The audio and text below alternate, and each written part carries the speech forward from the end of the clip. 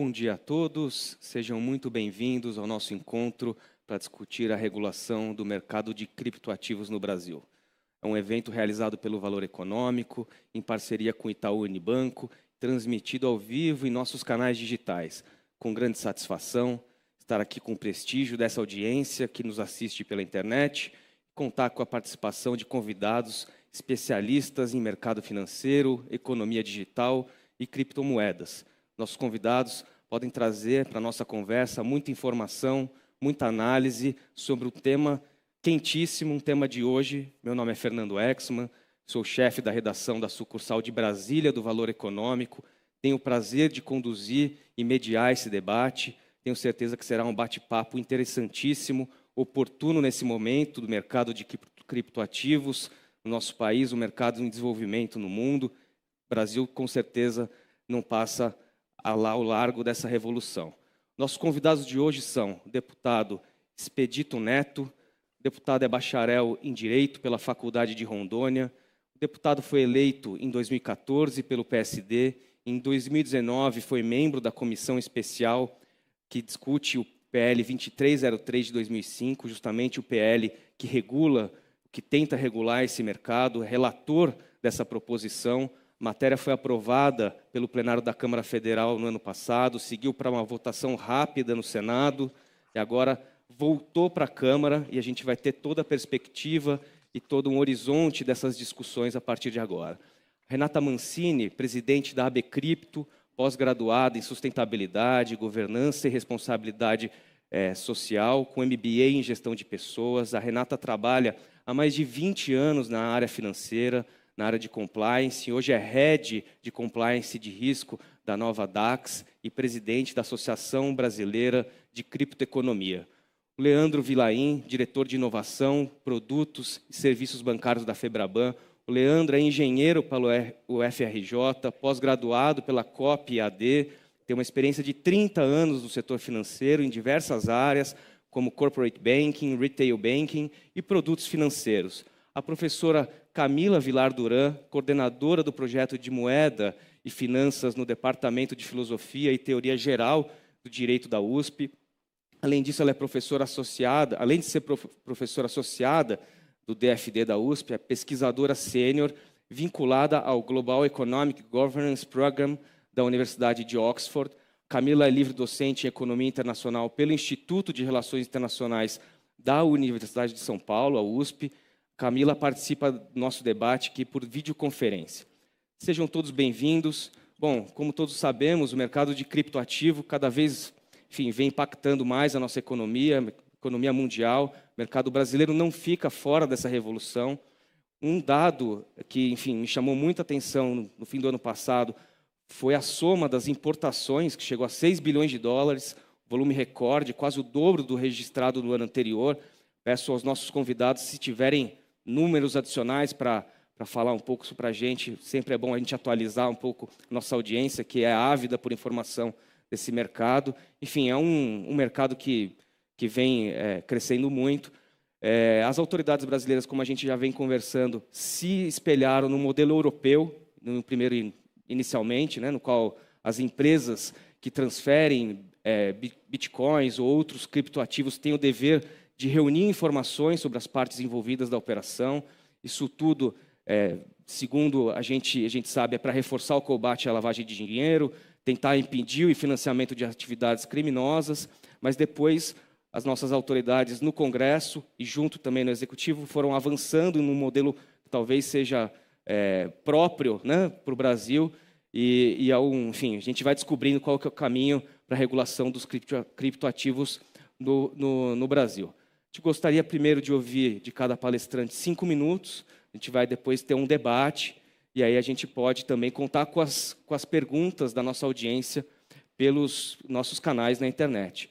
Deputado, um ótimo dia para o senhor, a palavra está com o senhor. Bom dia, Fernando, é um prazer estar aqui com vocês, mas já estou me sentindo um pouco com inveja, já que falaram que era para a gente fazer algo divertido quando a gente estava começando.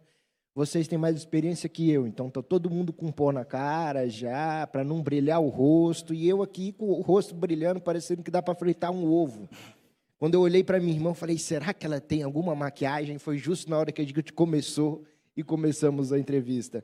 Então, já que nós estamos começando assim um pouco para trás, é uma honra, um prazer estar com uma bancada dessa para debater de um assunto tão importante, que é moedas digitais. As moedas digitais avançam a cada vez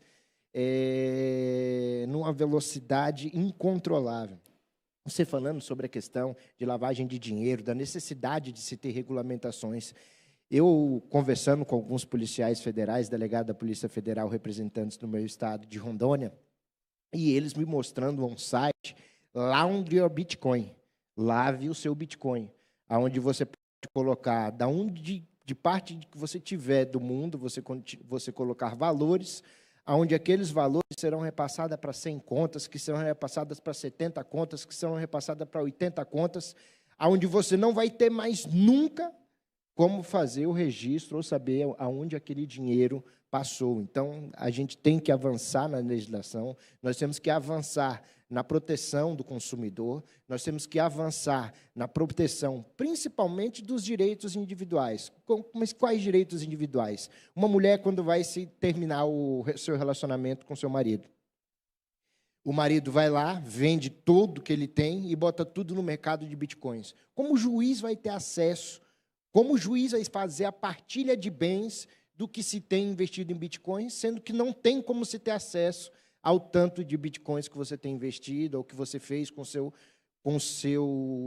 dinheiro, com suas contas, com o que você guardou durante a sua vida. Então, nós estamos aqui numa discussão séria, uma discussão que realmente interfere na vida de todos os brasileiros.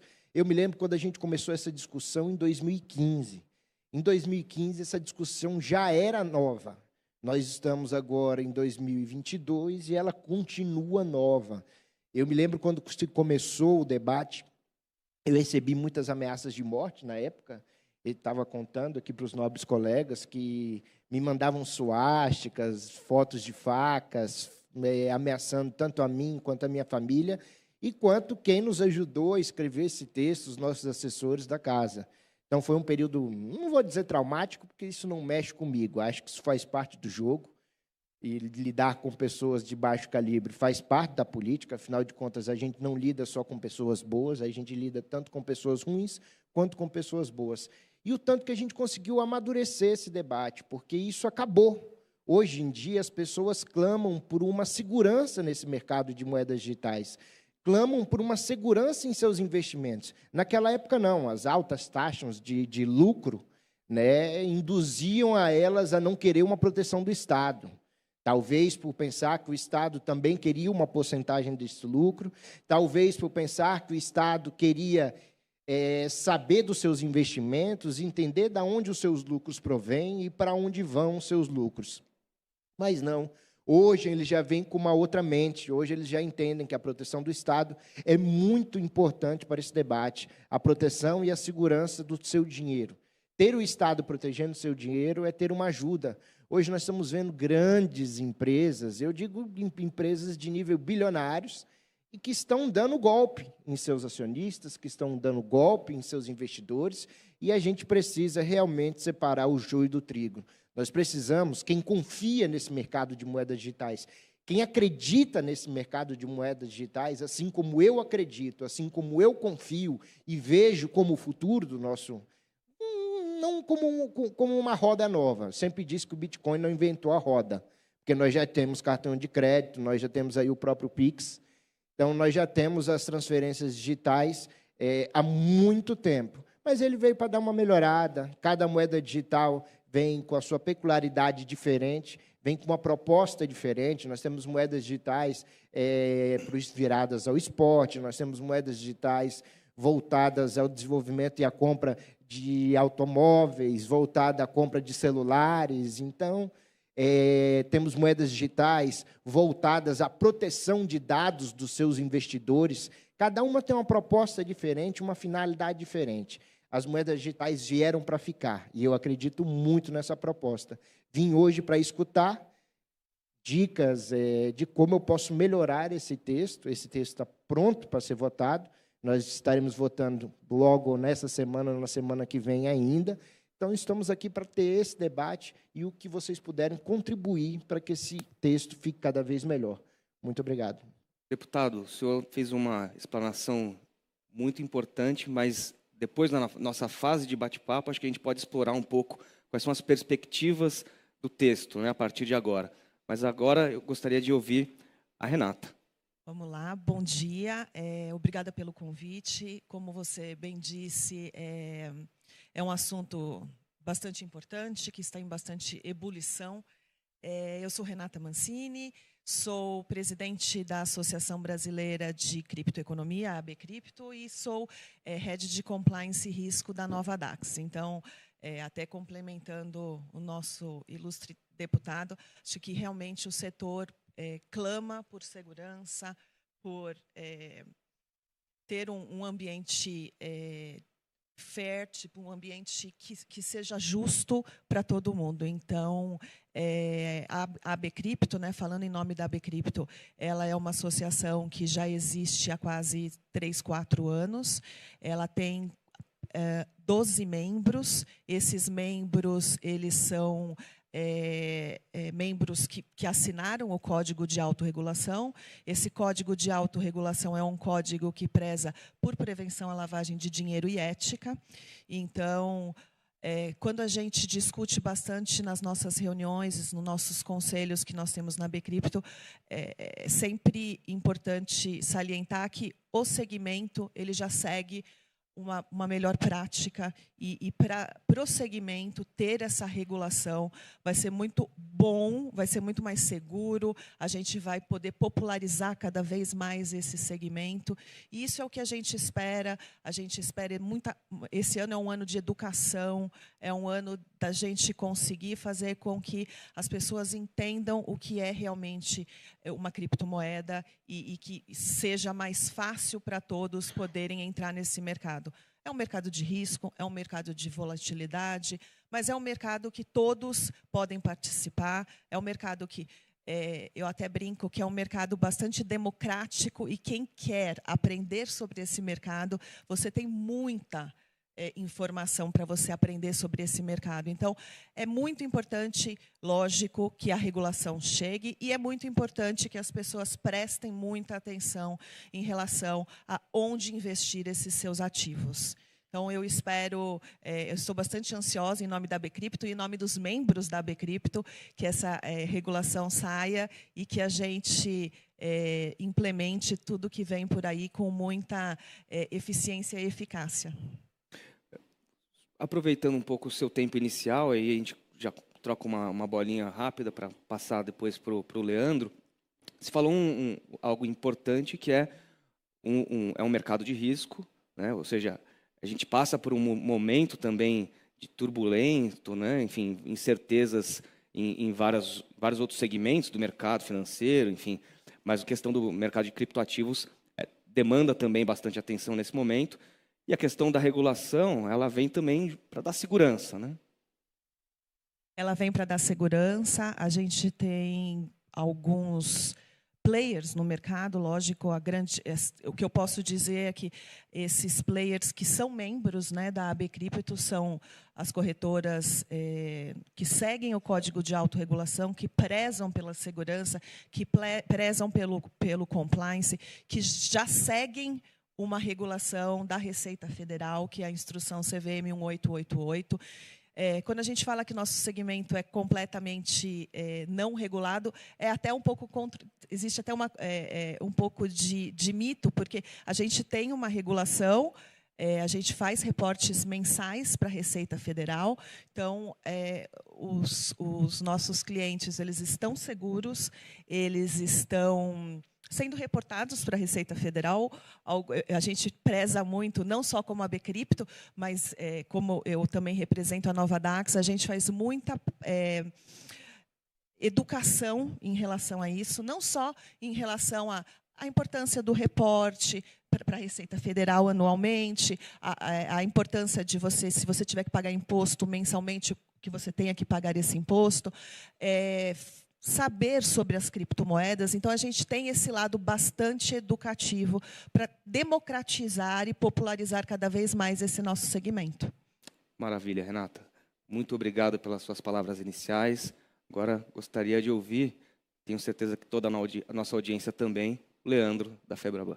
Bom, primeiro de tudo, obrigado aí pelo convite, deputado, Renata, Camila.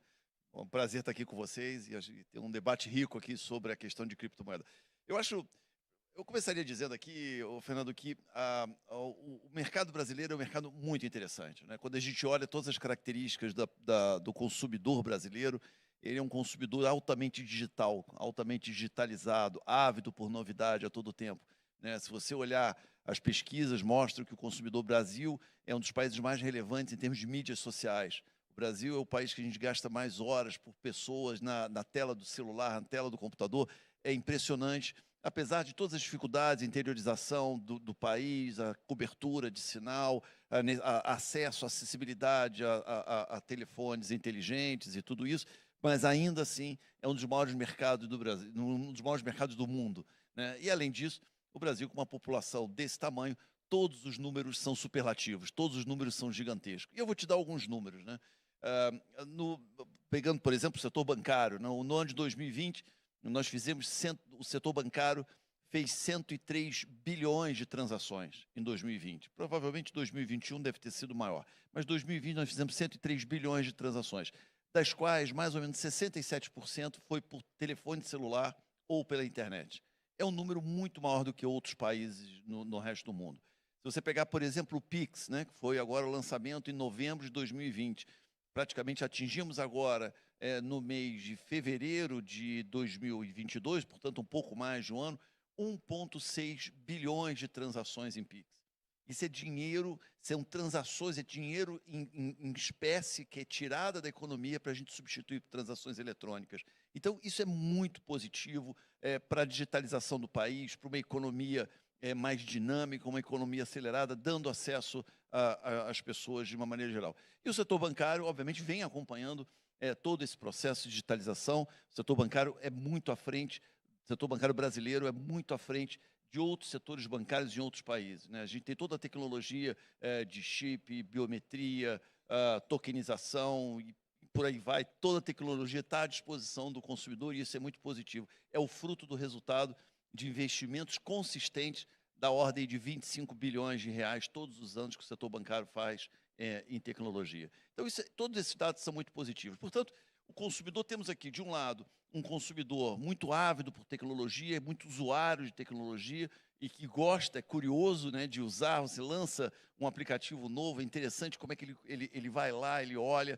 Se não gostar, obviamente, ele tira o aplicativo do celular dele, né, mas ele experimenta, ele corre esse risco, ele gosta de correr alguns riscos. E, portanto, nada mais natural, nada mais necessário do que proteger esse consumidor e, de uma certa forma, sairmos com esse texto que está agora na Câmara. É um texto muito positivo, veio com coisas positivas que foram agregadas no Senado e, portanto, acho que vem aqui proteger um consumidor que ele está experimentando e que já é uma realidade hoje. Os criptoativos já estão circulando, não só aqui no Brasil, mas no mundo inteiro. Então, nada mais natural e necessário do que proteger esse consumidor e proteger a sociedade nas questões de lavagem de dinheiro, nas questões relacionadas que a gente vai debater aqui daqui a pouquinho. Então, é isso que eu queria passar para você. E, mais uma vez, agradecer pelo convite. Maravilha, eu que agradeço.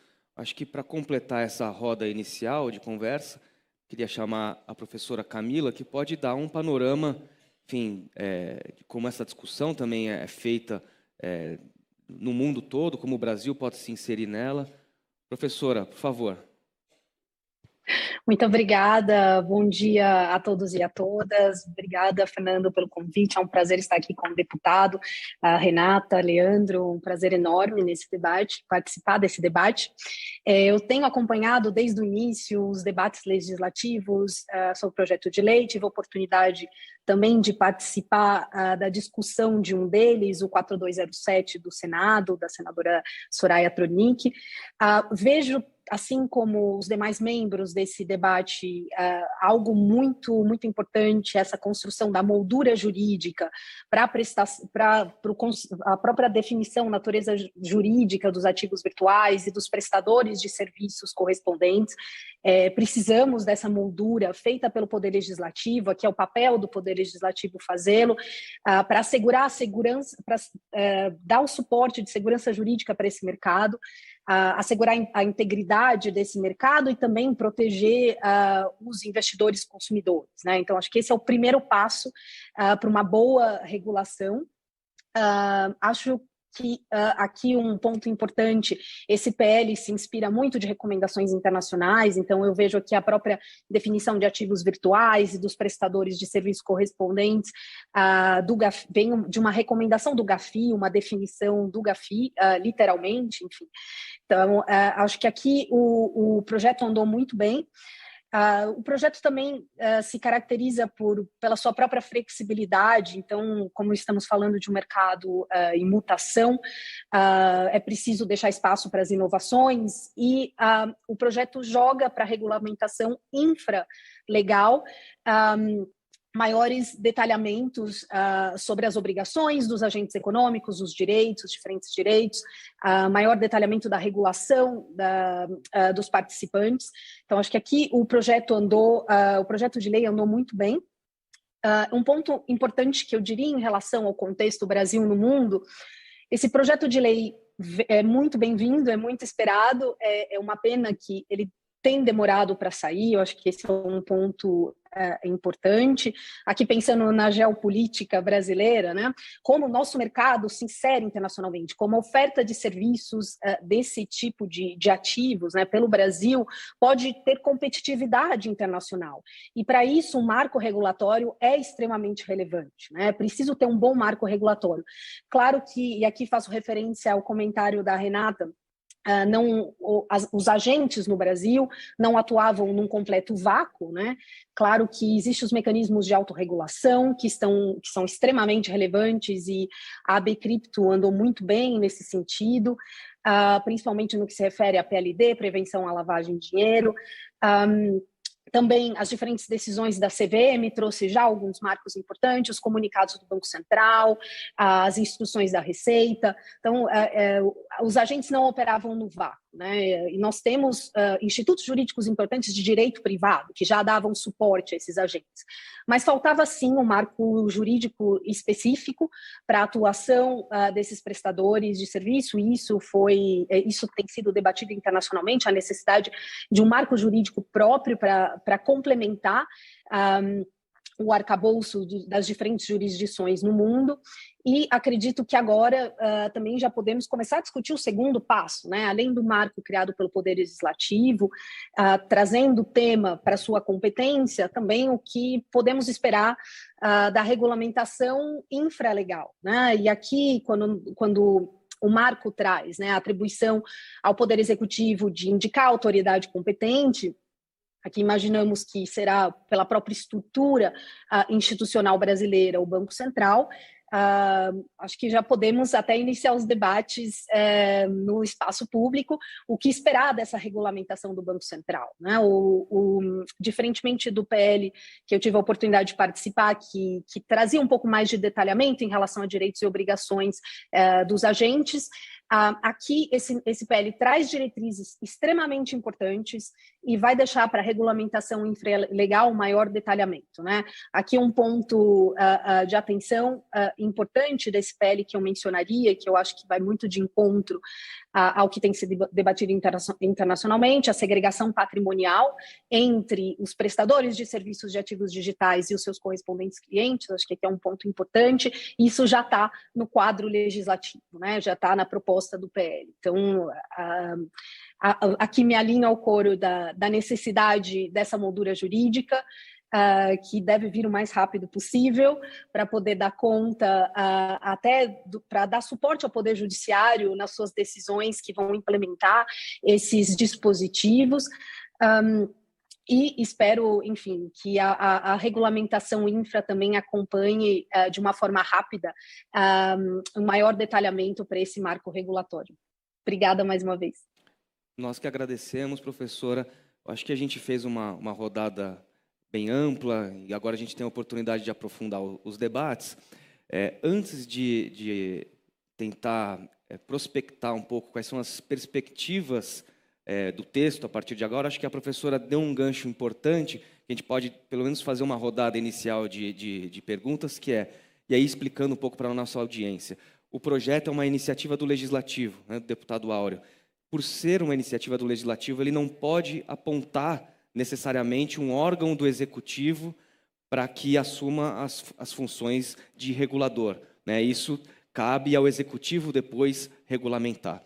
Então, a partir daí, e aí eu tenho certeza que o deputado tem grande interlocução com vários setores da Câmara e do governo também, seria o Banco Central mesmo o órgão mais adequado e o que está se encaminhando a partir daí? Sim. Gostaria até de... Antes, só para a gente fazer voltando atrás, eu queria ter essa desenvoltura do Leandro. Mas eu acho que ter conhecimento te traz desenvoltura, né? Te traz essa confiança. Rapaz, o cara fala bem demais. Eu queria ter metade do conhecimento que o Leandro tem para ver se eu pudesse para ter essa desenvoltura. Parabéns por essa desenvoltura. Falando sobre a Camila nos trouxe que talvez esse projeto de lei tenha vindo num momento tarde, mas eu não acredito. Camila, você imagina esse debate com o mandato de parlamentares no mandato passado. Hoje nós temos uma juventude, nós temos vários deputados jovens. Eu tenho 33 anos, cheguei na Câmara com 25 anos, então era um tema que eu entendi, era um tema que eu queria conhecer, era um tema que eu debatia, era um tema que eu debatia com os meus amigos, com os meus colegas. Agora, você conseguir colocar na cabeça de alguns deputados de 60 anos, de 50 anos, que isso não era um esquema de pirâmide, foi muito difícil. É porque ficou muito tempo tentando bater e entrar dentro da cabeça de todo mundo para que hoje se tornasse um tema comum o debate, tanto dentro da Câmara dos Deputados. Se era difícil o debate dentro da Câmara dos Deputados, você imagina dentro do Senado, Camila, que, para se ser senador, o mínimo de idade é 35 anos. Na nossa normalidade, os nossos senadores têm mais de 60 anos, pelo menos a grande maioria. E você trazer um assunto desse tão moderno e com tantos exemplos ruins, trouxe dificuldade para o debate. Mas pode ter certeza que o Banco Central vai ser o órgão regulador. Se demorou tanto também para que a gente chegasse nesse tempo, para que a gente chegasse nesse projeto da forma como está, porque os órgãos reguladores do Estado não queriam essa responsabilidade. O Banco Central foi o primeiro a dizer, opa, isso não é problema meu. A Receita foi outra que disse, opa, isso não é problema meu. Então, o Estado não assumia a sua responsabilidade sobre o texto. Nós conseguimos construir um acordo, construir um texto que chegasse ao desenvolvimento, porque não adianta se regular e se impedir o desenvolvimento. Não adianta se regular que impeça novas tecnologias ou novas maneiras de chegar dentro do nosso país, que eu acho que é um assunto muito importante que a gente estava tendo ali atrás com a doutora Renata. A tecnologia e a legislação não podem impedir o desenvolvimento. Então, eu tenho certeza que, a partir do debate que a gente tem construído, e de que agora vai se chegar, e quem vai ser o órgão regulador vai ser o Banco Central. Nós tivemos, até na construção do texto, uma parte em que chegou e que o Banco Central tinha um pensamento e que a Receita tinha outro pensamento. E os dois fazem parte do mesmo governo. Aí eu cheguei, espera lá, nós estamos dentro da mesma casa. Nós temos que falar a mesma língua. Nós temos que chegar num denominador comum para que seja bom a forma que nós pretendemos regularizar. Que seja bom para o consumidor, que seja bom para quem venda, e no caso das corretoras, porque não adianta tratar também todas as corretoras como criminosa. Não adianta pensar também que nesse mercado não tem pessoas boas, não tem pessoas querendo tratar e trazer custos e benefícios para as pessoas que estão investindo em moedas digitais. Lembrando sempre que esse é um mercado de risco. Eu aconselho a se investir nesse mercado de risco, mas lembre-se sempre que não é só picareta que te faz perder dinheiro. Esse é um mercado volátil, e quando você se aplica o seu dinheiro em mercado volátil, você pode ganhar muito dinheiro, como perder muito dinheiro. Saiba investir e invista com pessoas responsáveis. Obrigado, deputado. A aproveitando o que o deputado falou, já vi que a Renata quer logo... E aí, justamente, o ponto que ele falou é como que o Estado se coloca nessa discussão de forma a gerar segurança, gerar previsibilidade, mas sem também impedir que o mercado se desenvolva, né? Com certeza, eu acho que, deputado, uma coisa muito importante da regulamentação é que ela não veio para regulamentar blockchain nem nenhuma criptomoeda em específico. Ela veio para regulamentar as corretoras, os administradores, os gestores, quem faz a compra e venda deste ativo. Então, ela vem para trazer segurança para o consumidor. Então, como você bem disse, existem, óbvio que vai sempre existir no mercado os bons e os ruins, mas os bons, eles realmente prezam pelo conheça seu cliente, prezam por prevenção à lavagem de dinheiro, prezam por fazer o reporte correto para a Receita Federal, prezam por pagar seus impostos, prezam pelo Código de Defesa do Consumidor. Então, essa regulamentação ela vem para trazer segurança para o consumidor e fazer com que esse mercado seja ainda mais popularizado e as pessoas entendam e possam investir. Lembrando que, muito bem lembrado, é um segmento de risco, mas se você tiver conhecimento deste mercado, souber as criptomoedas que você está investindo, existem estudos de que a gente tem mais de 12 mil criptomoedas no mundo, né? Porque a criptomoeda não é de nenhum lugar. E as corretoras, cada uma tem uma quantidade de criptos, cada uma tem uma quantidade de pares que fazem esse hedge, né, do ativo. Então, e cada criptomoeda tem o seu projeto. Então, cada pessoa que for investir em uma cripto, ela tem que se preocupar, sim, e entender qual é o projeto daquela cripto. É importante e existem atores e existem exchanges muito preocupadas com o correto. Só para complementar, a doutora Renata, desculpa interrompendo, é muito importante o que você disse da tecnologia de blockchain. Eu sou um fã do blockchain. Eu acho que bitcoins fica de lado comparado à tecnologia que fica atrás dos moedas digitais. As moedas digitais são nada. O blockchain é tudo. Blockchain é o futuro da nossa tecnologia e é por isso que, quando a gente estava regulamentando o Bitcoin, nós tivemos todo o cuidado para que não atingisse a tecnologia de blockchain. Eu espero, num futuro muito breve, a gente ver os cartórios funcionando com a tecnologia blockchain. O que é o blockchain? O blockchain é uma rede conectada entre vários usuários que estão lá para confirmar uma transação, para confirmar uma informação. Hoje, vocês têm consciência de que, se você quiser pegar o seu certificado de conclusão de curso da faculdade, da escola, tem escola que pegou fogo, tem escola que você não consegue, demora um ano para você tirar o certificado da sua conclusão de curso.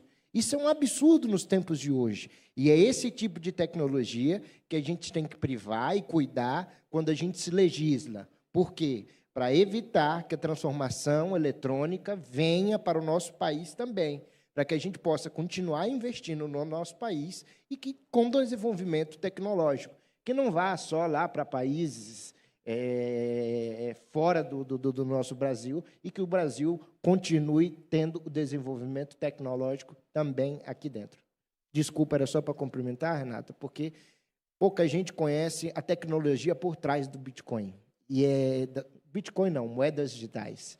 E é essa tecnologia, para mim, que é o que faz e transforma tanto as moedas digitais nessa novidade. Com certeza. E eu venho do setor regulado, então eu já venho, as minhas experiências anteriores sempre foram em compliance e risco, e do setor regulado. E o que me fez aceitar esse desafio e essa oportunidade de entrar neste segmento foi justamente participar desse início dessa regulação. porque eu tenho absoluta certeza que isso vai ser o início de uma grande história e a gente vai ter muito, a gente vai conversar ainda muito, não só nessa entrada da regulação, mas todas as melhorias que a gente possa ter nessa caminhada que a gente tenha de regulamentação. Queria colocar o Leandro na conversa. Professora, por favor. Um comentário pontual e muito em coerência com o que o deputado a Renata, né? O interessante desse projeto é que ele é neutro em relação à tecnologia, então deixa espaço para inovação, mas mantém a sua estrutura regulatória para dar conta do que vai ser criado no tempo, né? Para respeitar as mutações, e concordo inteiramente com o deputado, né? Eu acho que o Poder Legislativo, na redação, na construção do acordo político para esse projeto de lei, foi muito importante ter a Câmara nesse espaço para mostrar que estamos falando de uma política de Estado.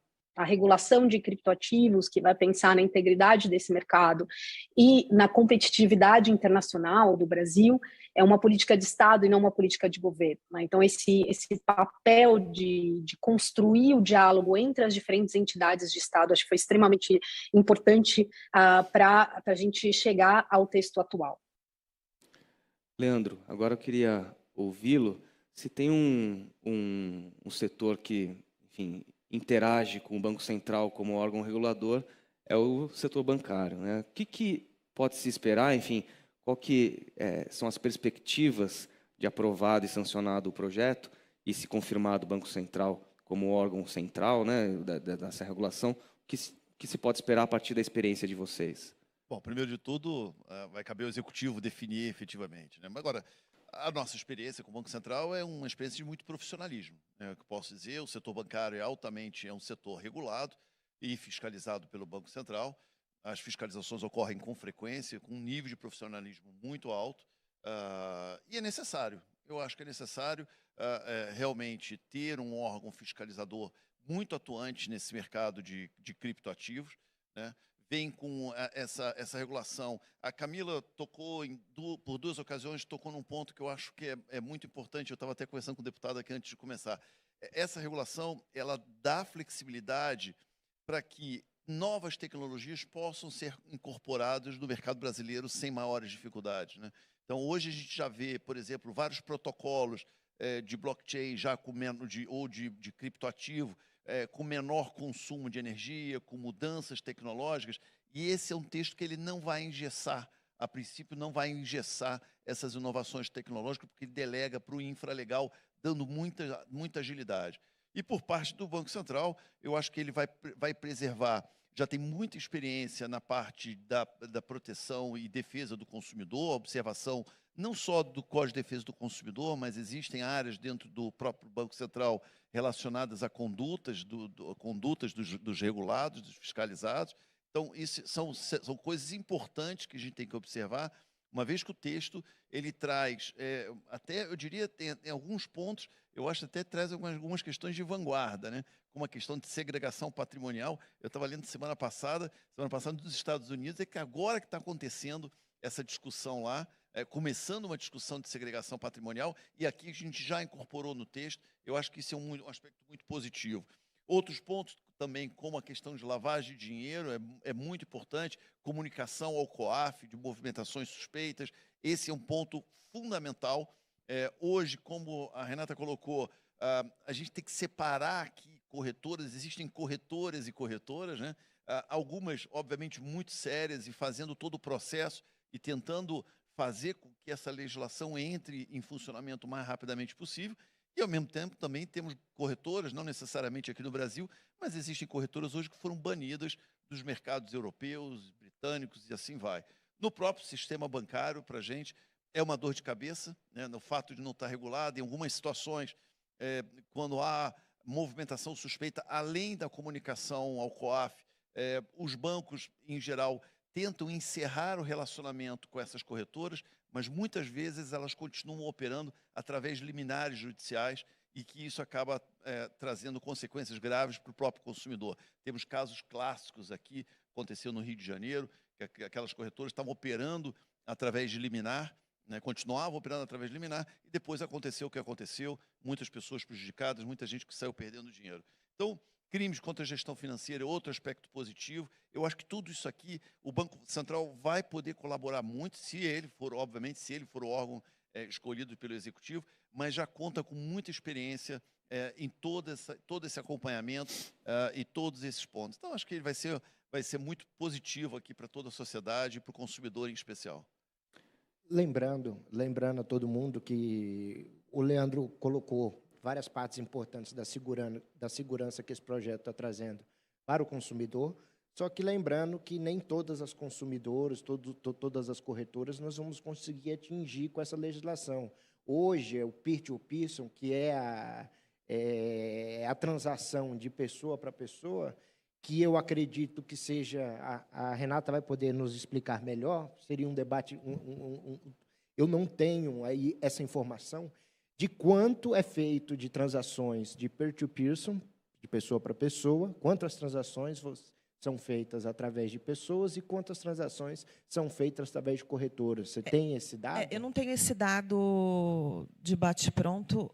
Até é importante falar que a AB Cripto, deve lançar um estudo esse ano através de uma empresa, a LCA, e vamos ter vários dados importantes do segmento e do setor. O que eu posso te dizer são feelings, né, sentimentos que a gente no mercado tem. A quantidade de peer-to-peer é muito grande, muito. Mas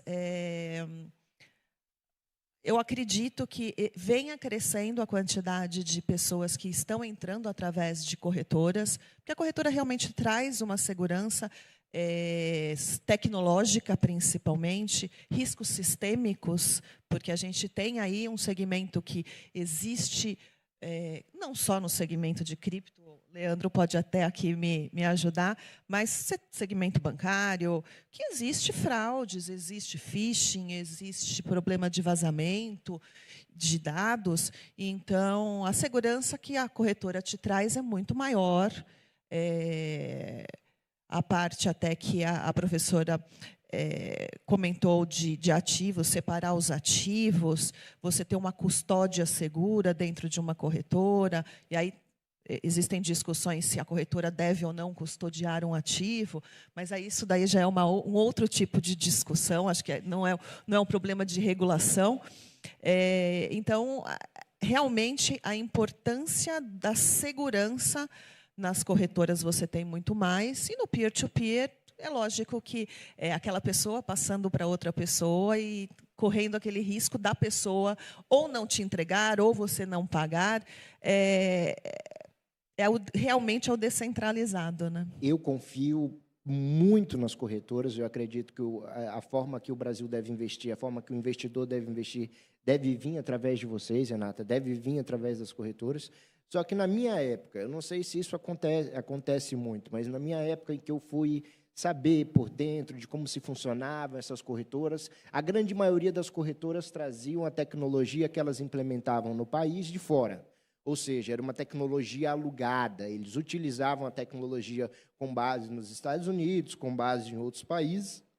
E essa tecnologia alugada, é claro que isso não era normal, mas de vez em quando ela dava problemas. Ela saía fora de sinal, ela deixava aí você 1, 2, 3 dias fora de sinal. Corretora, ela ficava com seu dinheiro retido naquela época. E descobrir, isso indo através das empresas que forneciam essa tecnologia, de que elas pagavam uma multa.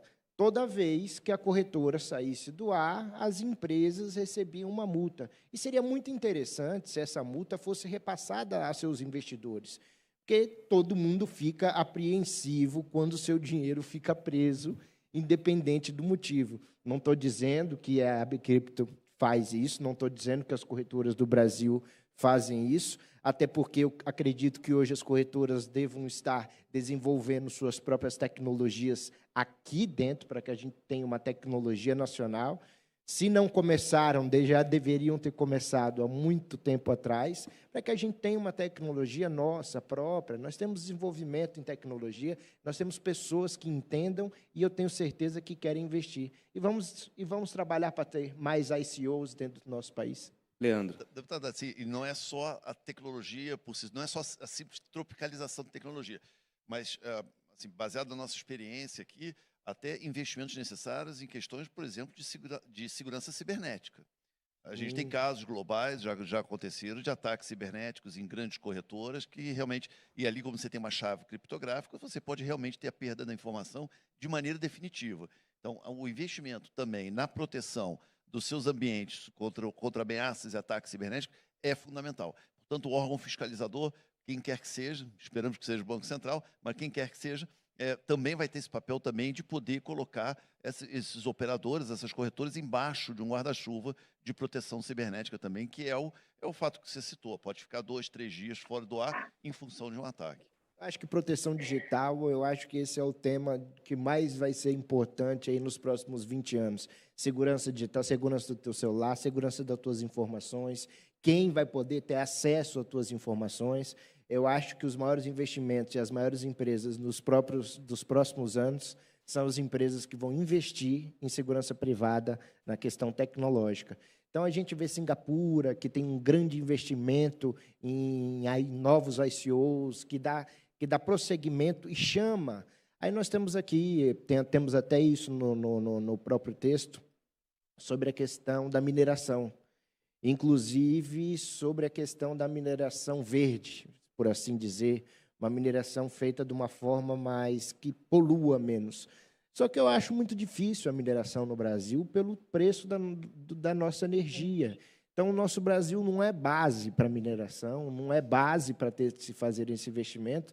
Não sei se com energia limpa e legal ela se transforma numa energia mais barata.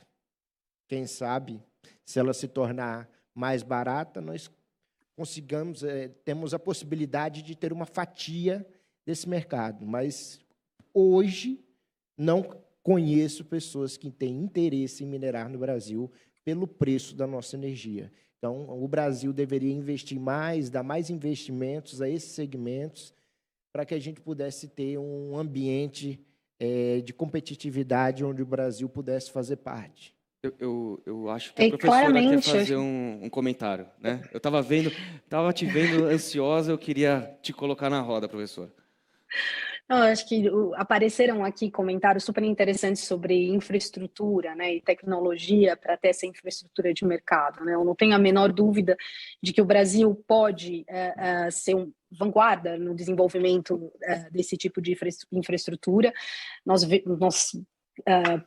podemos ver as inovações já feitas pelo mercado financeiro tradicional no Brasil. Se nós olharmos também as inovações feitas pelo Banco Central do Brasil nos sistemas de pagamento, aqui pensando também no Pix, que é referência internacional. Então, acredito que, com certeza, os players no Brasil são capazes de construir uma infraestrutura de mercado que consiga resolver os diferentes problemas dessas transações de ativos virtuais, inclusive olhando para a questão da sustentabilidade, né? Também para retomar um dos argumentos trazidos pelo deputado. Acho que a questão da sustentabilidade é importante, isso está sendo discutido na União Europeia, como tornar esse mercado também mais verde, né? Então, o Brasil está seguindo também nessa linha de pensar essa perspectiva, e o projeto de lei traz um exemplo em relação a isso. E, enfim, para voltar na questão do Banco Central ser a autoridade competente, né, quando nós olhamos para o trabalho que o Banco Central tem feito com as CBDCs, né, o futuro real digital, isso nos mostra a capacidade de imaginação institucional, de criatividade, a capacidade de produzir infraestrutura adequada, e o exemplo do Lift Challenge, enfim, acho que as iniciativas mostram que o Brasil é capaz de produzir, de construir essa infraestrutura, de aprimorá-la e, acima de tudo, construir uma regulação, e acredito, dentro desse chapéu do Banco Central, que no nosso sistema acumula, né, autoridade monetária e também regulação do mercado financeiro, olhando para o mundo. o processo de licenciamento desses prestadores de serviços de ativos digital, a supervisão tem ficado com as autoridades supervisoras e reguladoras do sistema financeiro. No Brasil, nós temos em uma única entidade a autoridade monetária, o Banco Central e também a regulação. Então, eu acho que essa também é uma vantagem, na verdade, regulatória, ter uma entidade que se encarrega desses dois chapéus, né, de regulação da moeda e das relações financeiras. Isso, na verdade, pode nos trazer uma segurança muito maior do que, inclusive, em outros países, né? Então, eu não tenho a mais absoluta dúvida que o Banco Central é a autoridade competente e pode desempenhá-la de um jeito exemplar, inclusive podendo ser referência internacional em relação a isso. Leandro, eu queria passar a palavra para você, mas antes, e aí, sem querer perder esse gancho, justamente para acrescentar ao debate. O Gil Porto, que é o nosso telespectador, enfim, nosso ouvinte, nossa audiência, ele tem mandado algumas perguntas relacionadas justamente à questão da segurança e da regulação. Então, eu vou incluir no debate e você não perde esse gancho, porque tá bom o bate-papo. Então, ele fala, por exemplo, que, tudo bem, supervisão regulatória ficaria com o Banco Central, COAF e tudo mais, mas a questão, por exemplo, de tokens, NFTs, seria necessário a inclusão da CVM nessa discussão e nesse arcabouço, enfim, nesse modelo regulatório, ou ficaria tudo com o Banco Central? E, além disso, ele também aponta a existência de ferramentas para rastrear, né, operações com criptoativos, inclusive aquelas que enfim, em que se houve tentativa de se passar desapercebido por conta de misturadores. Passando a bola para você, enfim, já abarcando também esses comentários do Gil Porto. Vamos lá, eu acredito, obviamente, que, mais uma vez, quer dizer, o Executivo vai definir quem vai ser o órgão fiscalizador. Mas com relação à regulação infralegal, independentemente do órgão fiscalizador, eu acredito, ou eu quero acreditar, que provavelmente haverá uma regulação infralegal feita de forma coordenada entre o Banco Central e a CVM. Tem alguns pontos que tocam em questões que estão dentro do âmbito da CVM, tem algumas questões que tocam dentro do âmbito do Banco Central. Portanto, a parte regulatória, eu acredito que seja coordenada. Eu tenho certeza que eles farão isso muito bem, já fazem isso em outras situações, então, vida que segue, né? Com relação à segurança, essa é a grande vantagem, essa é a grande beleza aqui do blockchain, né? O Espírito estava dizendo aqui como um entusiasta do assunto, o blockchain é absolutamente rastreável. Aliás, existem várias outras tecnologias que são completamente rastreáveis. Hoje, o próprio Pix ele é absolutamente rastreável, da conta A para a conta B, você consegue fazer completo rastreamento. O blockchain ele vai além, você consegue fazer rastreamento na sua menor unidade monetária, e isso você consegue seguir todo o tracking do trajeto dos recursos. Agora, o que o PL trata não é, e isso aqui, até a Renata tocou num ponto logo no início, não é exatamente um PL sobre criptoativo. É um PL que trata das responsabilidades das corretoras, dos seus administradores. Portanto, a tecnologia vai estar lá à disposição, tem o rastreamento. No entanto, é importante, é fundamental, e é exatamente o que esse projeto de lei ele toca, na forma como os recursos ingressam nesse ecossistema. As portas de entrada têm que estar devidamente fiscalizadas para a gente saber que se os recursos que estão indo para esse mercado são recursos de origem lícita, né? Se as pessoas que estão fazendo transação sabem dos riscos que estão correndo, e a gente não tem nenhum problema com isso, basta saber os riscos e cada um vai assumir os riscos que lhe melhor convém. Agora, tem que ter uma comunicação adequada e correta. E a questão da segregação patrimonial. Então, a tecnologia permite completo rastreamento. Obviamente que cada corretora vai ter que ter a responsabilidade de ter dentro dos seus sistemas plataformas para poder realizar esse rastreamento. Agora, o blockchain por si só, ele já faz completo e é absolutamente rastreável.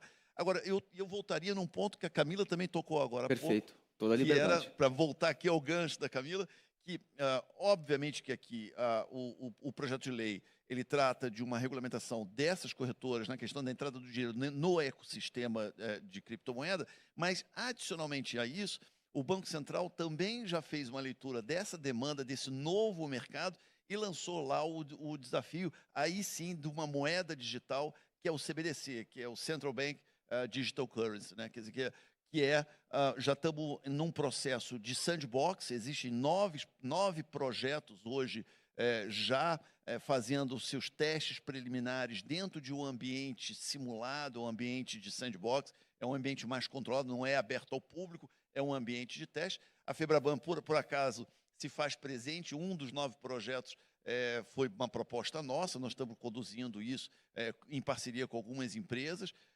terceiras e internacionais, e nós pretendemos que até o final do ano, acreditamos que até o final do ano, talvez até meados do ano que vem, o Banco Central já tenha uma definição, a gente já tenha ganho mais conhecimento na questão do real digital e do CBDC, que é uma iniciativa, e de novo, é uma iniciativa que o Brasil sai na frente. São hoje, se eu não me engano, são 18 bancos centrais do mundo que discutem a CBDC, e o Brasil já começa a largar na frente, mais uma vez, como um país de vanguarda. Fernando, alguém tem um Oscar para dar para esse cara? Pelo amor de Deus, depois dessa explicação que ele deu, você não podia ter dado uma explicação melhor. Alguém traga um Oscar para esse homem, porque é exatamente, eu vou copiar, eu vou gravar e vou treinar em casa para ver se eu consigo falar igual ele. A gente faz junto, a gente pode Foi fazer exatamente a proposta desse projeto que ele veio tratar. Eu me lembro quando trouxeram o assunto tanto de blockchain quanto de sandbox para a gente tratar dentro do projeto, eu falei, não, aí vocês querem complicar a casa. A gente está começando, nós estamos engatinhando, vamos fazer o que a gente dá conta de fazer, que é controlar as corretoras. Parabéns, eu acho que você conseguiu dizer com as suas palavras tudo que esse projeto representa. Camila também com as dúvidas delas em relação ao CVM, em relação ao Banco Central. Respondendo nosso amigo, Paulo Rico? Gil Porto. Gil Porto, respondendo nosso Gil Porto, eu sei que a pergunta não foi direcionada a mim, mas eu tinha feito um comentário, tanto com a Renata quanto com o Leandro lá fora, que o povo do Bitcoin entenda, Bitcoin não, eu sempre erro, o povo dos criptoativos e de moedas digitais entendam, a roda não foi inventada por vocês, no máximo vocês deram uma customizada. Então, a maneira como os órgãos de regulação do Brasil irão tratar esses temas já estão postas há muito tempo. A maneira como se regulariza tokens e essas questões já se estão postas há muito tempo. Nós não estamos criando a roda. No máximo, dando uma customizada. E não esqueçam, o Oscar do Leandro. Faremos juntos. Posso fazer um adendo em relação também à pergunta do Gil Porto, né? O que é interessante do projeto de lei é que ele está olhando para a funcionalidade econômica desses ativos virtuais e até uma definição por exclusão. Então, se for moeda eletrônica, evidentemente a competência de regulação já está dada, é o Banco Central. Se for valor imobiliário, tiver função econômica de valor imobiliário, isso está no chapéu da CVM. Talvez aqui um desafio para o futuro, né? Que nós talvez não tenhamos aí algumas diretrizes já colocadas nesse PL, que é a questão dos NFTs, né? Os NFTs, os tokens não fungíveis, né? O PL não define o que é um token, mas adota a definição de ativo virtual. Então, talvez aqui um desafio seja, de fato, no futuro, pensar como seria a regulação desses NFTs, que não venham a ter, evidentemente, né, função econômica de valor imobiliário, mas que representem direitos digitalmente, né? O ativo virtual representa digitalmente valores. O NFT representa digitalmente direitos, né? Então, acho que aqui, talvez a gente ainda precise afinar um pouco essa regulação também desse mercado, né? Mais uma vez, deixando espaço para inovação, mas pensar em criar balizas regulatórias para auxiliar o desenvolvimento desse mercado. Assim, só para completar, em relação à Camila, eu vou até, depois da live, ligar para ela para que a gente possa tratar. Mas, Camila, nós tivemos tanta dor de cabeça com as questões de nomenclaturas, ativo digital, moedas digitais. Vocês não sabem a dificuldade que nós tivemos. Cada um chega com uma ideia nova, cada um entende de uma forma nova, cada um entende e enxerga que o nome é um.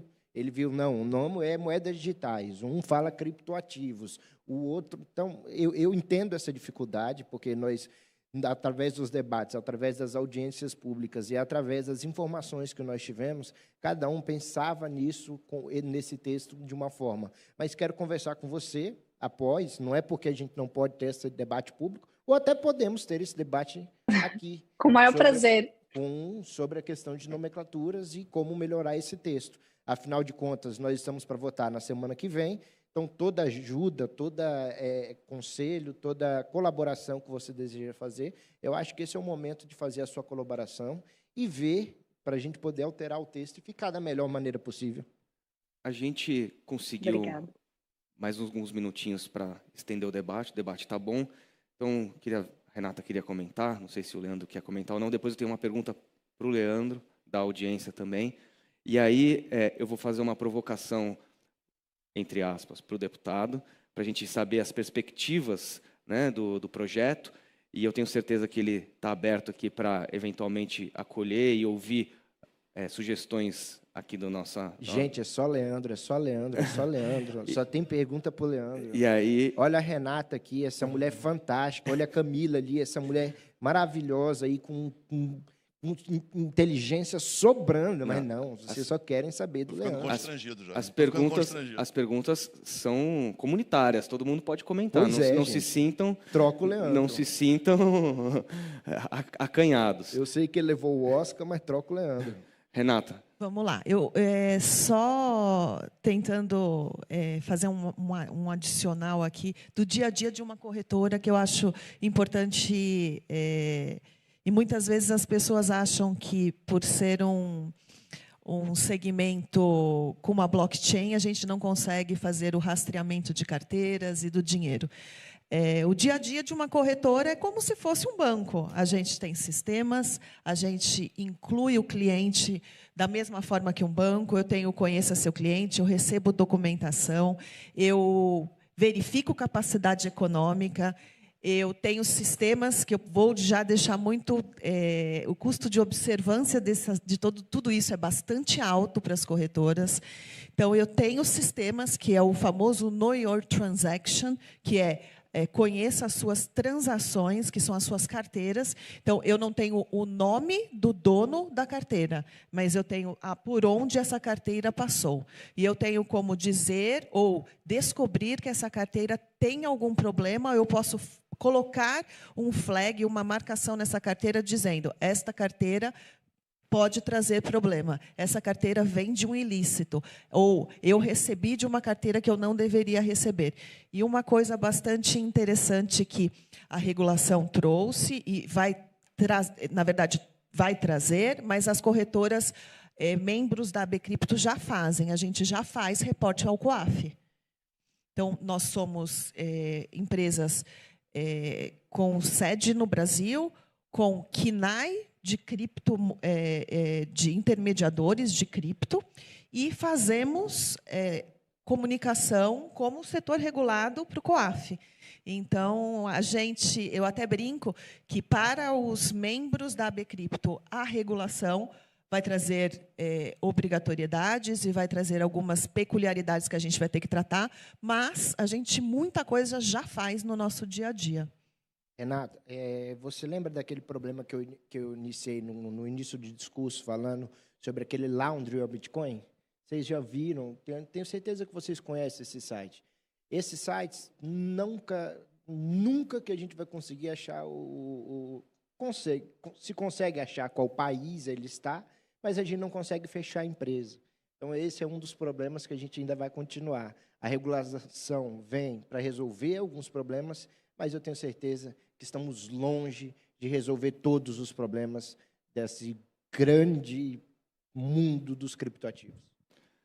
Leandro, o João Gustavo Nunes Gomes quer saber se essa cripto que está sendo desenvolvida pelo BC em parceria com o setor privado, se ela vai ser atrelada ao real, como outras são atreladas ao dólar, qual que é o conceito por trás dela, como ela se insere na base monetária, enfim, acho que é um desafio interessante para você explicar. Bom, primeiro, João, não é uma cripto, tá? Vamos separar. O que o Banco Central está fazendo aqui é o real digital, é a tradução do real como moeda soberana, aí sim é uma moeda, porque é regulada pelo Conselho Monetário, regulado por todos os órgãos que são emissores de papel moeda, só que a representação deste real passa a ser uma representação digital.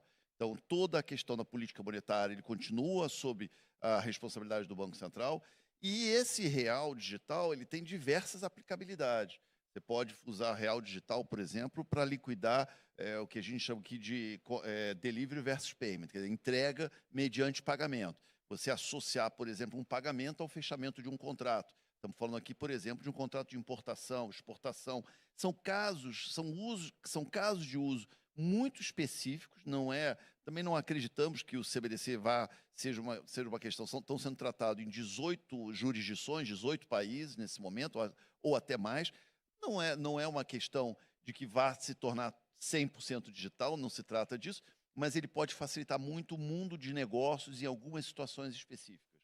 Então, contratos de importação e exportação, liquidação de ativos mobiliários, e a Febraban nós estamos com um dos 9 casos de uso. Como os casos de uso são muito específicos, nós estamos testando todos esses casos, existem várias empresas, vários participantes estão fazendo isso, e ao final disso vai se ver a melhor solução, ou eventualmente pode ter mais de uma solução, mais de uma aplicabilidade. Nós temos moedas que são usadas apenas para a transação de obras de arte. Sim, então, são moedas criadas com uma finalidade direta, né? Antes de passar para a professora, só fazer uma pergunta complementar, para não perder o gancho com o Leandro. Isso se tornaria um concorrente direto do Pix ou não? São meios complementares? Não, são complementares. Ou, pelo menos esses casos de uso estão tratando de questões complementares. Então, uma das aplicabilidades, um dos 9 casos de uso, por exemplo, está tentando verificar se existe tecnologia suficiente, por exemplo, para fazer uma transação de Pix offline. É uma aplicabilidade. Você poderia ter aplicações do real digital, por exemplo, para o agrobusiness. Um sujeito que está lá comprando semente e ele já faz a venda da plantação futura. Então, são casos complementares que, em geral, estão associados, com exceção desse do Pix offline, mas, em geral, estão associados a contratos comerciais, a negócios envolvidos na liquidação financeira. Então, são casos específicos. Não acredito que vai concorrer com o Pix. No caso que você está falando aí, pode ser adiantamento de recebíveis? Poderia ser um adiantamento de um recebível, por exemplo, se Quando nós estivéssemos falando de agro, por exemplo. Quando você citou o agro, Sim. não deixa de ser um caso Poderia. Muito bom, muito bom. A gente já vê, então, esse mercado desenvolvendo outros produtos, enfim, questão de derivativos, tudo mais. Eu acho que é um horizonte ainda bastante a ser explorado. Mas nós estamos cruzando a fronteira agora. Deixa Estamos no Sandbox, cruzando a fronteira, ainda tem um longo caminho a percorrer aqui de aprendizado aí pela frente. Professora. Eu queria fazer um comentário também para ajudar a responder essa questão do Nunes. Bom, a CBDC não tem nada a ver com cripto, como o Leandro disse, não no sentido literal, mas, enfim, é a moeda emitida pelo próprio Banco Central. Então, a CBDC, assim como o numerário, o papel moeda, vai estar lá no passivo do balanço do Banco Central, então representa uma obrigação jurídica do Banco Central. E aqui, voltando também ao Sandbox, né, vários projetos estão sendo analisados, mas se eu tivesse que fazer um comentário em relação a eles também, uma das principais utilidades da CBDC, e é por isso que bancos centrais do mundo inteiro estão olhando, o BIS, que é o Banco Central dos Bancos Centrais, que fica na Suíça, tem um projeto dedicado a isso, para dar apoio a bancos centrais e também para acompanhar o desenvolvimento desses projetos de CBDC no mundo. O que pode ser interessante para o Brasil em termos de utilidade, e um dos projetos do Sandbox com o Banco Itaú é muito interessante nesse sentido, que é o projeto de internacionalização do real, né? Como utilizar o real como moeda internacional. E isso vai depender da interoperabilidade entre essas diferentes CBDCs emitidas por diferentes bancos centrais, né? Então, o projeto hoje com a Colômbia mostra aí já algumas linhas do que a gente pode esperar da evolução tecnológica das CBDCs. Então, a princípio, sai um piloto até o final do ano, talvez a gente já tenha o real digital em 2024, esperamos que sim.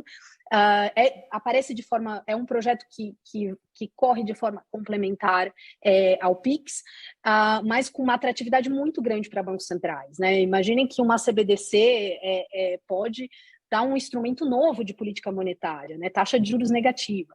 Então, em termos de desenvolvimento das políticas do Banco Central, a CBDC é uma ferramenta extremamente importante, não é à toa que o Banco Central brasileiro está de olho nisso e está, enfim, desde 2020 com um grupo de trabalho, em 2021 com um comunicado trazendo as diretrizes do que esperar do real digital.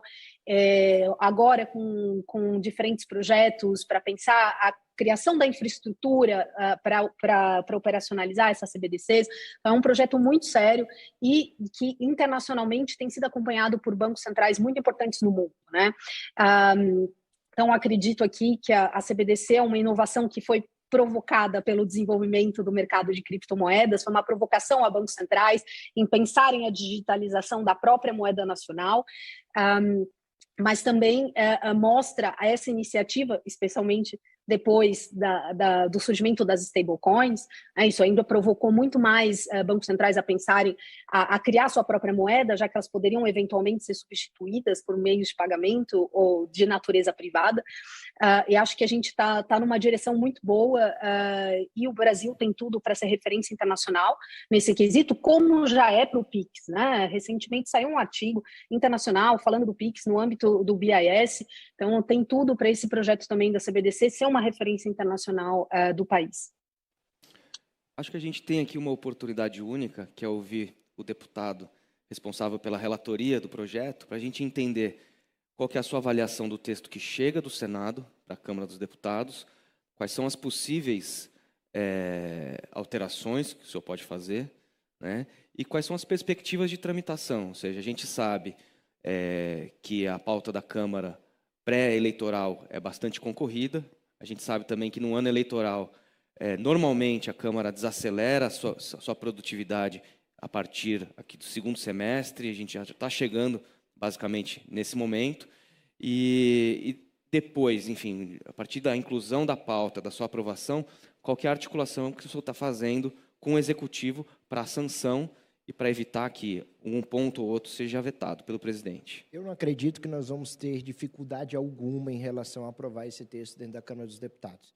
Até porque nós corremos contra o tempo, contra o Senado, para que o texto que fosse votado fosse o nosso, primeiro, para que ele fosse para o Senado modificado e que voltasse para a Câmara para que a gente pudesse seguir para a promulgação.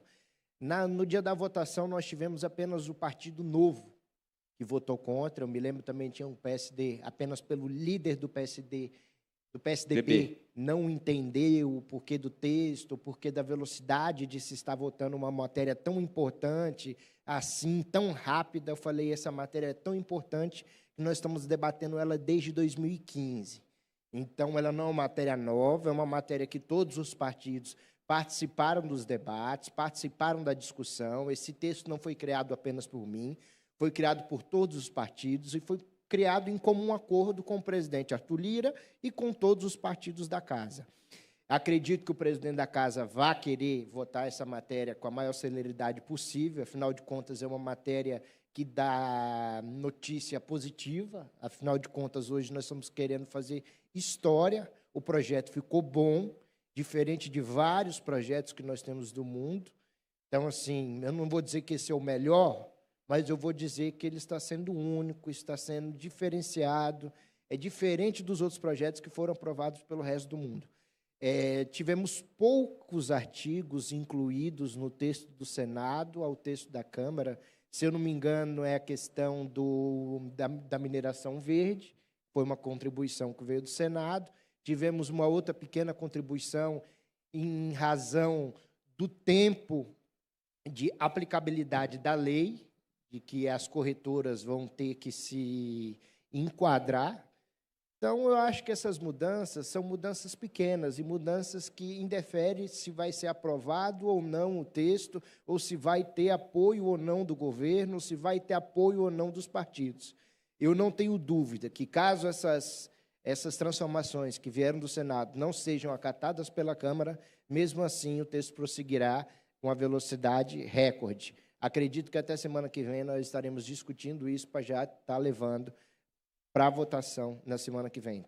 Estamos em debates com a Arthur Lira. Como eu disse, é uma matéria positiva, mesmo sendo um ano eleitoral, é uma vitória, essa pode ser considerada uma vitória dele também, porque é uma inovação que veio para melhorar, e, como eu disse, uma inovação comparada a várias outras do mundo. Vários outros países hoje vão pegar aula com o Brasil nesse nosso novo sistema de moedas digitais, de criptoativos, seja qual for a nomenclatura que você deseja usar. Antes de passar para os nossos companheiros, para ver se eles querem aproveitar também a oportunidade para fazer alguma sugestão nessa reta final de tramitação, o Reinaldo Rabelo faz uma pergunta que eu acho que casa com o que o senhor falou e também com o que vem pela frente, né? Ele diz assim: hoje já existem normas direcionadas a exchanges, mas as estrangeiras ignoram, dizendo que não tem sede aqui, enquanto usam parceiros locais que também ignoram as regras. Como fazer com que essa nova lei pegue? A única forma, assim como o nosso amigo Leandro tinha falado, eu não tenho como fiscalizar ou criar normas para as moedas digitais. A única coisa e o único controle que o Brasil pode fazer e criar através da legislação somos como nós iremos legislar sobre as corretoras. É apenas elas a quem eu posso legislar, é apenas elas a quem eu posso regular. Eu não tenho, mesmo que hoje se proíba no Brasil as moedas digitais, elas irão continuar existindo no Brasil, irão continuar se existindo transações através de transações peer-to-peer, que é de pessoa para pessoa. Então, hoje, nós estamos regulando e regularizando apenas as corretoras que trabalham no nosso país e que têm sede no nosso país. Renata, algum comentário?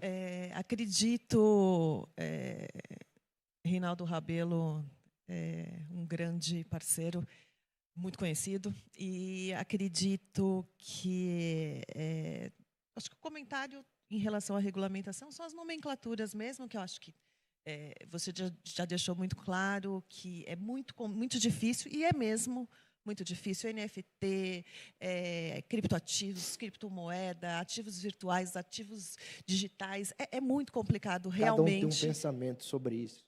Agora vem metaverso, então assim, é muito termo, é muita tecnologia, mas acredito que essa regulação seja o início, como já disse no começo, de uma grande história. Vamos fazer o seguinte, queria saber do Leandro e da professora se tem alguma sugestão para o deputado, aí depois a gente faz uma rodada final de despedida. E aí a gente aproveita o tempo que a gente tem para que cada um faça a sua liberdade. Se o Leandro não tem uma sugestão para esse texto, eu ganhei meu dia. Quem dirá o ano? Pode ganhar o dia. Então, significa que o relatório ficou muito bem feito. Muito obrigado, Leandro. Você sabe o respeito que eu tenho pela FEBRABAN. Nós começamos esse debate, vocês sempre estiveram presentes, sempre participaram desse debate. Isso é muito importante, a gente vê o mercado se comportando dessa maneira e concordando com esses anos de trabalho que nós tivemos para chegar nesse texto. Igual a Renata estava falando aqui, Renata, deu trabalho, e às vezes a gente fica se apegando a pequenas coisas.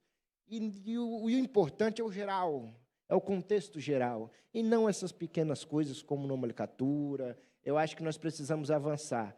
Defeitos vão ter no texto, algumas coisas que vão ser alteradas com o tempo, mas eu tenho certeza que não é nem questão de ser alterada, vão ser modernizadas, vão ser melhoradas com o tempo. Eu acho que em 2015 era um texto novo, e hoje continua sendo um texto novo e um assunto novo. Moedas digitais e vai continuar sendo assunto novo durante muito tempo ainda. Calma, deputado, que a professora pode ter alguma sugestão ainda. Professora. Obrigada. Queria, enfim, ressaltar, né, um ponto super importante do projeto de lei, é que ele não se atém a vocábulos e a terminologia, e eu me alinho ao que o deputado e a Renata disseram, né? É importante a gente ir além disso, né? Pensar na funcionalidade econômica, e eu acho que o projeto de lei traz isso, né? Se tiver funcionalidade econômica de moeda eletrônica, é outra coisa. Se tiver funcionalidade econômica de valor imobiliário, é outra, fica debaixo da CVM. Enfim, acho que aqui o projeto de lei traz a moldura necessária, né? Eu acho que isso está muito claro e segue em linha com o que o GAFI propõe, né? buscar a funcionalidade econômica e não a terminologia, o vocábulo usado, seja pelos seus emissores ou pelas entidades que vão fazer a negociação desse ativo. Talvez aqui um ponto, se vocês me permitem, acrescentar seria pensar a representação digital de direitos, né? Então, aqui o PL está focado na representação digital de valores, então vai dar conta aí dos diferentes ativos virtuais que não são regulados, né, pelas entidades correspondentes hoje, mas a questão da representação digital de direitos, né? Então, pensar como regular os NFTs a partir daqui, acho que talvez um caminho também que possa ser pensado para aprimorar ainda mais um projeto, mais uma vez, que vai muito bem, que traz os principais elementos, as diretrizes relevantes para uma boa regulamentação infralegal, que vamos esperar ansiosamente. Mas aqui, talvez, algo que tenha ficado de fora, acho que é a questão dos NFTs, né? Que é um outro desafio, é um outro passo, e aí eu entendo que para construir esse acordo político, para construir o texto que dê conta dessas diferentes funcionalidades é bastante complexo, mas talvez esse seria o único ponto que eu faria, se vocês me permitem. Deputado, posso aproveitar e já fazer assim, o seu comentário, já fazer a nossa rodada final, para que cada um tenha pelo menos 2, 3 minutos de liberdade para a gente ir encaminhando o nosso encerramento. Fernando, te agradecer, começar te agradecendo, muito obrigado por essa oportunidade, agradecer ao Valor Econômico, agradecer ao Banco Itaú, agradecer a todos que tiveram seu tempo para participar dessa live, que estão nos assistindo nesse momento, que estão mandando mensagens, agradecer a Camila, dizer, Camila, eu entendo as suas preocupações e concordo com as suas preocupações, mas hoje, da melhor maneira para se aprovar e de celeridade que nós precisamos dar, é não mexer no texto, é dar seguimento a esse texto para que a gente tenha aprovado isso. Logo após, nós podemos modernizá-lo, nós podemos melhorá-lo, mas nós precisamos hoje, no Brasil, e isso foi definido tanto por você, quanto pelo nosso amigo Leandro, quanto pela nossa amiga Renata, de que o Brasil precisa de uma legislação. Então, já que o Brasil precisa de uma legislação, vamos fazê-la, vamos aprová-la, e depois, com o tempo, vamos melhorá-la. Vamos afinar o debate, vamos afinar como a gente pode chegar num texto que realmente vá dar orgulho. Mas o que a gente tem hoje já é um baluarte no que se tem e no que se discute a nível internacional sobre legislação em bitcoins, em moedas digitais, em tokenização, da forma como você queira chamar. Hoje, os criptoativos, nós estamos marcando e realizando história, uma legislação moderna, uma legislação simples e uma legislação que vai poder atender tanto ao consumidor quanto aos órgãos de fiscalização. Então, eu tenho certeza e garanto que esse texto é um texto bom.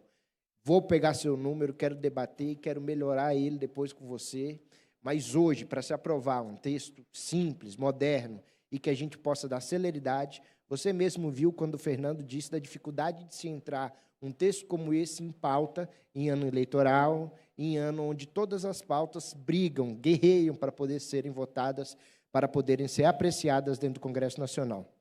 Se a gente altera muita coisa agora, é perigoso a gente botar em risco uma legislação que ficou boa. Eu sei que talvez ela poderia ter sido melhor, mas o que nós temos hoje está ótimo. Ela está muito boa, a nossa legislação. Quem sabe um dia a gente chega numa perfeita. Eu também quero e também sonho com isso. Mas, no mais, agradecer ao Fernando, agradecer a nossa amiga Renata. O debate foi fenomenal, foi fantástico. Desculpa pelas brincadeiras aqui, desculpa pela minha jovialidade. Sou bem jovem, não tenho esse conhecimento todo que vocês têm. Eu acho que, quanto mais passa o tempo, nada é mais importante do que a experiência. E experiência só se adquirir com o tempo. E eu tenho certeza que um dia eu vou chegar lá.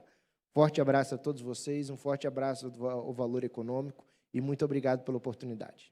Deputado, eu queria agradecer bastante a sua presença e dizer que, enfim, o jeito que o senhor conduziu a conversa só engrandeceu o debate, tornou mais leve, algo que a gente precisa fazer com que os temas sérios sejam tratados com leveza. Eu, por exemplo, vou aproveitar aqui a presença da Renata, ela falou de um estudo inédito que a B Cripto está promovendo, e já quero o compromisso dela para que vai ser divulgado com exclusividade pelo Valor Econômico. Eu também. Antes de mais nada, agradecer. Foi um enorme prazer, em nome da B Cripto. Vamos lá com esse estudo. Acho que vai trazer um panorama aí macroeconômico e vai trazer números muito importantes do setor. Agradecer o Valor, agradecer a vocês por essa maravilhosa conversa, porque foi uma conversa que a gente teve aqui, muito agradável. Convido a todos para conhecer a AB Cripto. Esse ano é um ano o nosso pilar vai ser a educação. Então, esse ano vai ter o primeiro Congresso Brasileiro de Criptoeconomia. A gente vai ter o lançamento de uma cartilha em conjunto com a CVM.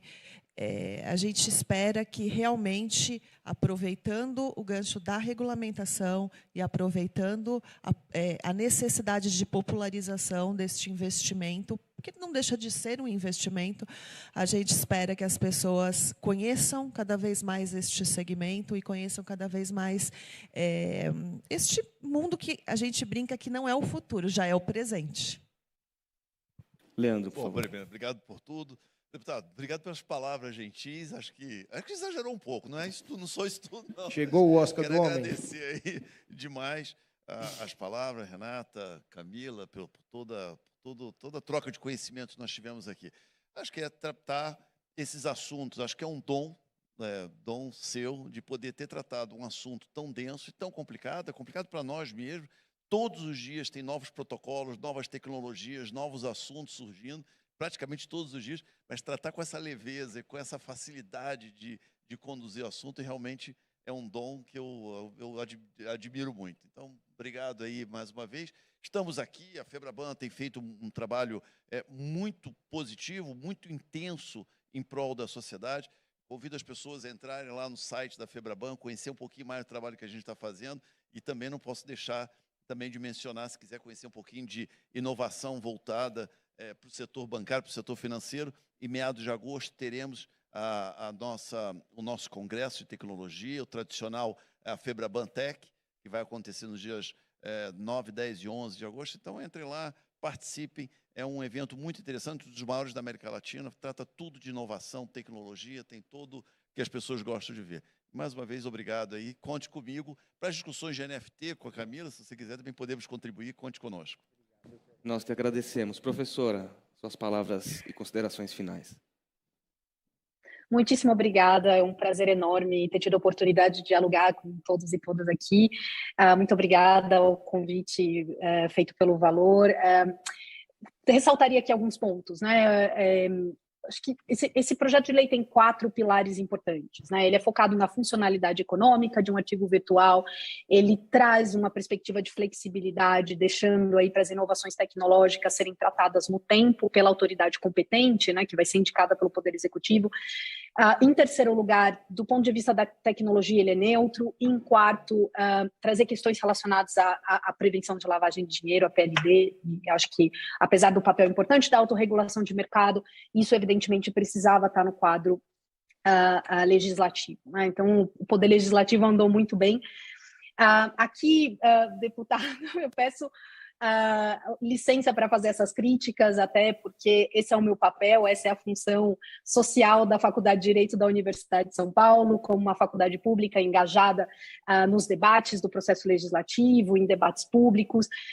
É claro que um projeto de lei depende também de oportunidade política, ele vem muito em boa hora, enfim, estávamos esperando por ele, então ótimo que essa aprovação está para sair, mas evidentemente, e aí eu peço licença por todas essas críticas, é mais no sentido de exercer o meu papel social de acadêmica, de jurista da Faculdade de Direito da USP, numa tentativa de contribuir para a riqueza do debate público sobre diferentes projetos de lei, e especialmente na minha área de domínio, moeda e criptomoeda. Muitíssimo obrigada pela oportunidade mais uma vez. Nós que agradecemos a toda a presença de todos vocês. Bom, acho que a notícia negativa é que a gente vai se encaminhando para o final. A positiva é que, com certeza, teremos outros eventos e outras oportunidades para continuar discutindo isso. Há alguns meses, o Valor Econômico fez um seminário, fez uma roda de conversas também para discutir o projeto, que naquela época estava no Senado, e havia uma preocupação grande sobre o que aconteceria, qual seria o futuro da economia digital, enfim, do mercado de criptoativos. E aqui estamos, né? Ou seja, certamente, depois da aprovação, depois da sanção, vem a regulação infralegal e novos temas vão surgir. Então, acho que a gente terá a oportunidade de retornar e nos reencontrar, né? Assim como a todo mundo que nos assiste de casa. É isso. Bom, vamos chegando ao fim, né? E em nome do Valor Econômico e do Itaú Unibanco, agradeço imensamente a presença dos nossos convidados, participação fundamental também da nossa audiência, né, para avançar no debate sobre a criptoeconomia no Brasil. Queria agradecer também as perguntas dos nossos espectadores. Foi um enorme prazer participar desse evento ao lado de todos vocês. Para rever, compartilhar esse conteúdo, é só acessar as redes sociais do Valor. O vídeo vai continuar disponível. E é isso. Um ótimo dia a todos e até a próxima.